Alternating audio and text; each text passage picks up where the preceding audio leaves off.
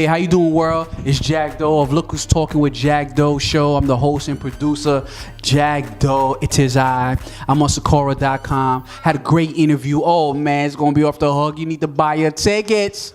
It was a show. Can you remember, and I know you're very experienced and you've been doing this for a long time, so this one might be tough, but can you... Not that long. I'm only 19. So, 19? Yeah, I just got a lot of stress. I mean, 19 years is still a long time, bro. Like, a lot of bills. 19 years is still a while. Let me stop. I'm talking about 19 years old. What are you talking about? That's still old. I'm 19. You know what you went through?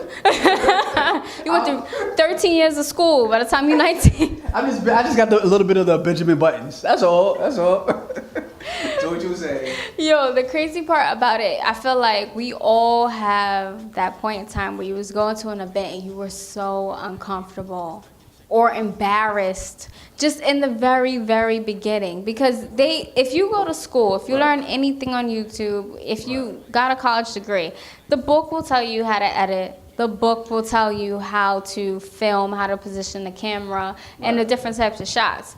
They don't show you that there's 100 people taking pictures and you don't want to stand in the way of the people taking the pictures. They don't tell you that you're probably going to get pushed if you're in New York and you're trying to film. Like, anything you're trying to do will be very difficult, and it's not in the book. Oh, definitely. And it's not. Yeah, it's not. You have to get experience, real life experience. That's the only way you're gonna learn. You need to get knocked down and learn how to come back up. And that's the only way. And another thing, and where my mistake was, I'll let it be known. I don't give a fuck. I'll let you know my good shit. I'll be cocky with it, and the bad shit. Mistakes I've made, learn from my mistakes. Consistency. One of my biggest issues that I had when I look back, like, dang, well, I'm not on this level as such and such person, because I knew this person when there wasn't even that person. So I know I've been around a lot of people that's on radio now, they're on TV, they're on reality shows, and I'm like, dang, when's my turn? You know what? I never blame people. Like, it's my fault. I'm not where I want to be. And one of the key things, please, let's highlight this. Let's put this word up. Let's put it right here or something right here. I'm going to hold it. Consistency, which is a major key. If you do your research, it's consistency. A lot of these people that you see have become public figures is due to consistency. It's not just out the blue. It's just they've been building their fan base until to the point where it's like, oh, now you notice them. But you didn't notice that year and a half, 2 years ago, that they've been doing what they've been doing.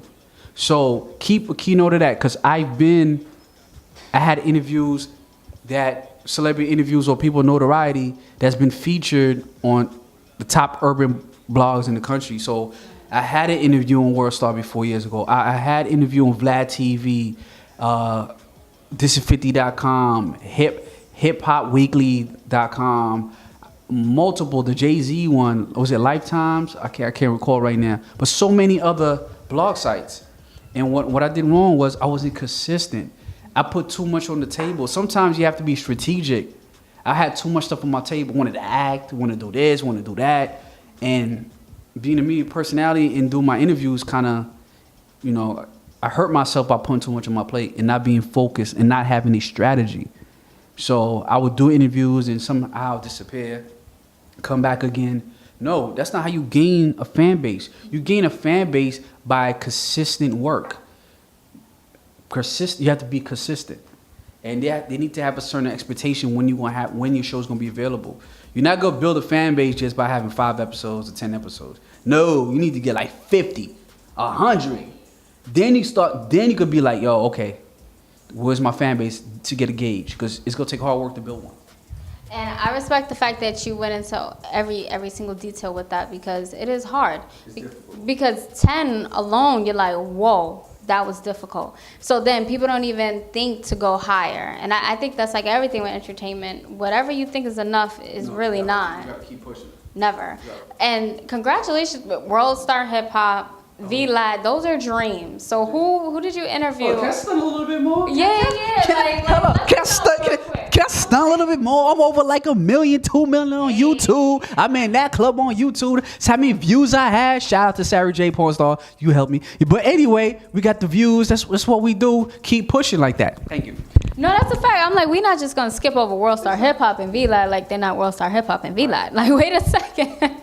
So, who did you interview on Worldstar Hip Hop, and how did that come about? Oh, that interview was that's when I had an online radio show. I have to shout out Wahida. Actually, she's somebody who gave me my first shot at doing radio, but it was online radio. Okay. Her name was Wahida, because I was an artist and I was on her show doing an interview on online radio show. Like I said, my personality. She asked, "Will you mind to co-host?" Then in turn we started the Venus versus Mars show featuring Jakk Doe and Wahida. Oh, I like that. And, You and these titles. And be honest with you, my cousins tell me all the time. My cousin Ash and Wes. How can I say this? I've done things. What's the wording? Before my time. I'm gonna say. Some people are doing stuff now that I did years ago that I didn't look to. Like, I was already on we're doing an online radio show, but we're gonna record it. And that's it recorded. And I was already thinking, you know what, let's get this online. Then I met Q from Worldstar. Rest in peace, Q. He was Haitian, so you know that connect. And he put that interview on Worldstar. It was us interviewing my son. And that was 6 years ago, 7 years ago, something like that. Wow. That was the first one. The next thing you know, I kept going. Then next thing you know, Vlad TV had a whole bunch of interviews. I had a couple of interviews on there. Ice-T, I think Coco, and other rappers. Because that's my demographic was, mostly music. And yeah, and one thing I also did too, I'm proud of, I'm gonna let you know. I'm not gonna say I don't bite off nobody. I'm always about originality and being creative. 4 or 5 years ago, there's a footage. You see how now they got podcasts? Mm-hmm. One of my boys, P, always tell me like, yo, you was ahead of your time. Like, you was doing what they was doing now. Like, you trying to catch up? Yeah. and it just pisses me off. I didn't really push it. I wasn't consistent enough. But I did a show live with a live audience featuring... On this show, I had, maybe you might be able to get the clip and put it on here. I had Fred the Godson, and I had another young lady from the show Bad Girls Club.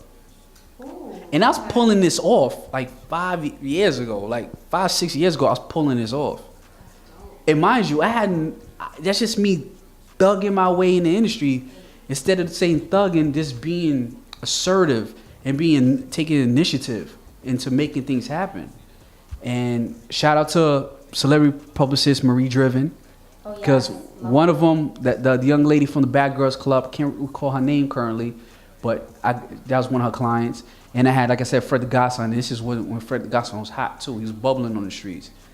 And I did that. Had 3-piece suit on. You see the footage. I had a 3-piece suit. I wasn't playing. I was doing my talk show thing, and I had a live audience. I recorded it live.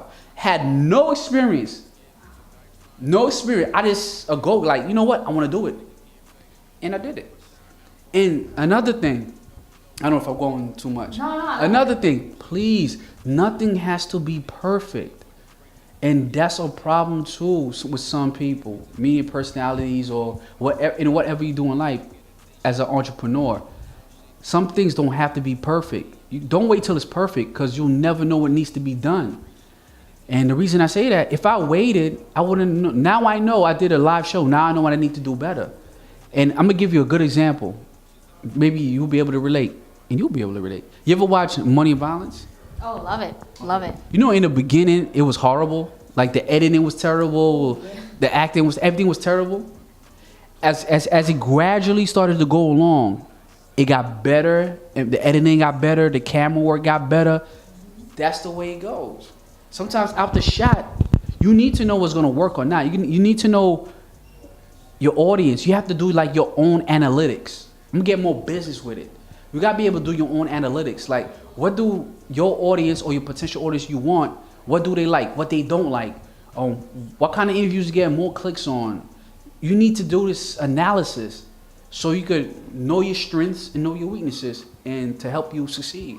Damn, that was good. No, that really was. God, Like, that was good. I love that because I'm not going to lie to you.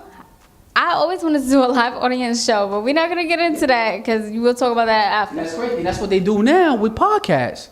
You see people going, doing live audience shows on a podcast. Like I said, check the footage. I was already thinking about that years ago. And mind you, I didn't go for school for this. It's just me thinking, like, what can I do different? I think that's incredible because that means now what you're working on, if you were doing that back then, can you guys imagine what he's working on? Matter of fact, we don't have to imagine. What are you working on? Man, I'm trying to do a recording, like, while we jump out of planes. Like a tape a show while we jump out of planes. I'll fuck with you. Come on. Yeah, that's bold. I'm like, you in your own lane. I'm not doing that. I have other ideas. Currently right now, you know, I'm relaunching Look Who's Talking with Jakk Doe. And I'm looking to differentiate myself like I always do. I feel like one thing that differentiates myself from other hosts, other media personalities, is my creativity and the ability to give you consistent, good product. And my show is not going to be just a sit-down interview. I will be having segments. I will have characters I developed. And you're going to see my whole crazy thinking and world. People won't be able to copy this. You could try, but you can't be Jakk Doe. It's not going to be. So it's going to be very interesting. And you know, and it's my show, and I'll do whatever I want. I can have Sakara on. It's that nigga. They like, ooh, 100 grand, heard you play with bands. I move how I move, never swing.